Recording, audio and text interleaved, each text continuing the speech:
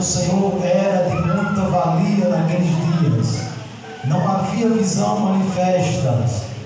E sucedeu naquele dia que, estando Eli deitado no seu lugar, e os seus olhos se começaram já a escurecer, que não podia ver. E estando também Samuel já deitado antes que a lâmpada de Deus se apagasse, no templo do Senhor, em que estava a arca de Deus. Versículo número 4. O Senhor chamou a Samuel e disse ele: eis-me aqui. Versículo 5. E correu a ele e disse: eis-me aqui, porque tu me chamaste. Mas ele disse: não te chamei eu, torna a deitar-te. E foi e se deitou. E o Senhor tornou a chamar outra vez a Samuel. Samuel se levantou, foi a Eli e disse: eis-me aqui, porque tu me chamaste? Mas ele disse: não te chamei eu, filho meu, torna a deitar-te. Porém Samuel ainda não conhecia o Senhor, e ainda não lhe tinha sido manifesta a palavra do Senhor.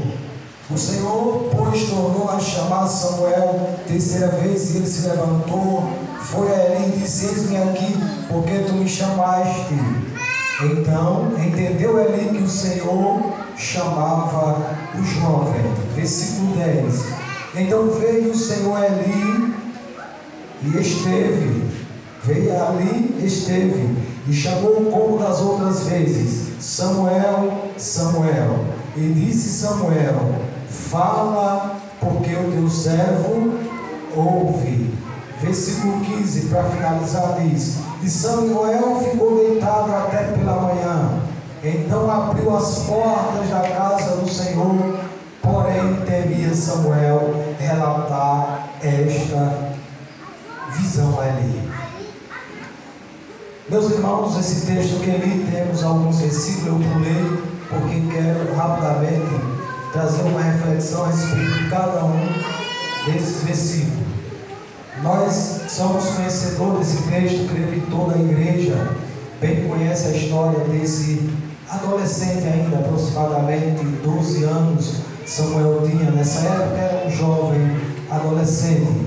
Mas antes que Samuel estivesse aqui, como nós lemos, nós bem sabemos que ele passou por um grande processo. Os irmãos são conhecedores da sua mãe, que não podia ter filho, sua mãe não poderia dar filhos, sua madre era fechada, e assim Deus fez para que mais na frente glorificasse o seu nome na vida de Ana. Mas quando observamos a história de Samuel, vemos que ele era fruto de um milagre. E se nós pudéssemos hoje falar essa história até Samuel chegar, nós bem sabemos que é, irmãos, de nós até chorarmos pela história da sua mãe, da sua rival, né, que a irritava, e ela em momento algum abriu sua boca para questionar a Deus, mas sempre com uma fé tremenda, sabendo que Deus poderia fazer grandes coisas e abrir sua madre. Mas é bem verdade, irmãos, que quando nós observamos para a Bíblia, a maior parte e os maiores bebês que nasceram foram frutos de milagres, foram frutos de mulheres estéreis, que Deus abriu o ventre, que Deus abriu e fez com que elas tivessem filhos. A maior parte dos bebês que nós vemos nas Escrituras é assim. Mas nesta noite eu quero me deter aos irmãos e falar a respeito de algumas verdades da vida desse jovem Samuel. Porque quando nós olhamos no versículo de número, capítulo 3, versículo 1, diz que o jovem Samuel servia ao Senhor perante Eli. Essa é uma verdade. Quem olhasse para esse jovem, poderia ver um jovem que não media esforço em servir na obra de Deus. Irmãos, quanto os sacerdotes e até o sumo sacerdote da época não estava empenhado como esse adolescente. Quando nós olhamos para para as Escrituras, vemos os filhos de Eli, que era para estar fazendo o serviço desse adolescente, mas estavam indolentes, estavam em desobediência com Deus, estavam distantes de Deus. Quando olhamos nas Escrituras, nós podemos ver, irmãos, que esse jovem, ele faz toda a diferença em um tempo que a palavra era de grande valia.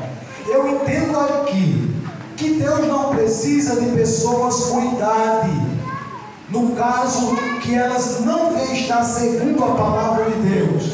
Deus precisa de pessoas que tenham certa idade, certo amadurecimento, mas de que não se esqueça que Deus exige santidade dele. Deus exige passos verdadeiros. Deus exige que façamos um serviço com honestidade na casa do Senhor. Porque quando não nos detemos a esse fato, Deus rejeita. Deus não aceita. Então Deus vai levantar um adolescente mostrando: eu preciso de pessoas que sejam fiéis na minha obra. Eu preciso de pessoas que andem segundo a minha palavra. E olhem, irmãos, observe que esses homens estavam em status, mas Deus não olha para status. Deus olha para aqueles que andam verdadeiramente na obra do Senhor. Deus não vê como o homem vê, não é assim, irmãos? Talvez os filhos de Eli olhassem e dissessem: somos sacerdotes, podemos fazer o que queremos, mas Deus está olhando, não é assim. Dentre vós eu levantarei um jovem, um adolescente, para vocês olhar para ele e se espelhar neles, para ver o que é servir a Deus. Irmãos, observe que ele servia de uma maneira tão linda, tão bela, que eu quero crer que aqueles que olhassem para ele sentiam uma certa inveja. Porque assim, irmãos, todos aqueles que servem a Deus com fidelidade, eles causam inveja nos demais. Nós podemos ver isso na vida de José. Observe o serviço que José prestava a Deus. Quando José servia a Deus, automaticamente todos que estavam ao seu redor eram abençoados. O seu pai observava ele, olhava, via algo diferente. Não era simplesmente porque José era predileto, ele tinha como predileto porque era filho da mulher que ele amava. Não, era porque o Espírito de Deus estava na vida do adolescente.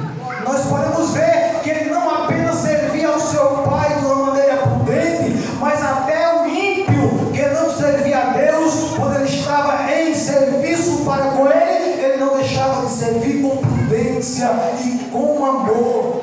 E Deus olhava para José, e a Bíblia é bem certa em dizer que aonde ele colocava a mão, Deus abençoava o seu serviço.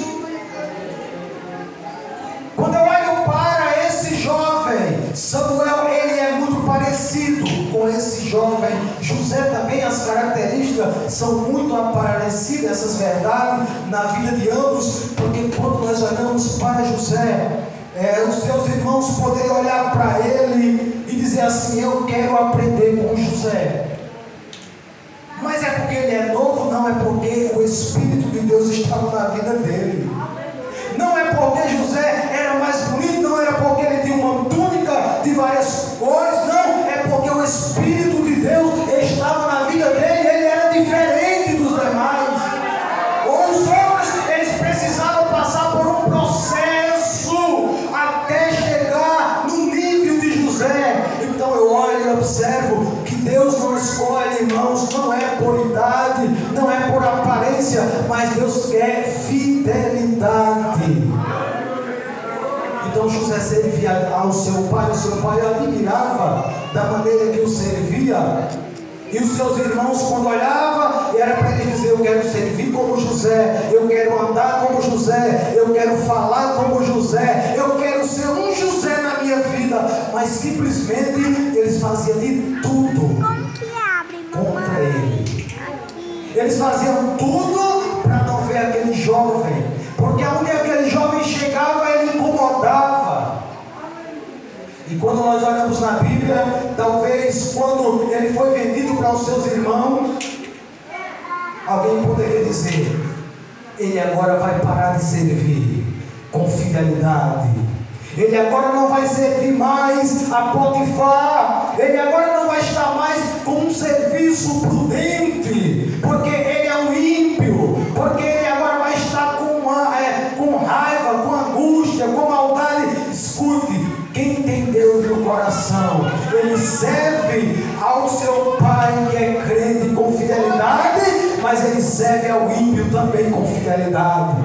Ele não quer saber se é profano, porque é diante do profano que o profano vai olhar e vai dizer: ele é diferente, ele serve com fidelidade, eu vou colocar tudo na mão dele, porque ele é diferente. Glória a Deus. Então José, diante de Potifar, irmão, continuava servindo com fidelidade. Ele não queria saber: Potifar é ímpio. Não, isso estava dentro dele. Em outras palavras, eu quero crer que José olhava para ele e dizia: eu quero servir com fidelidade.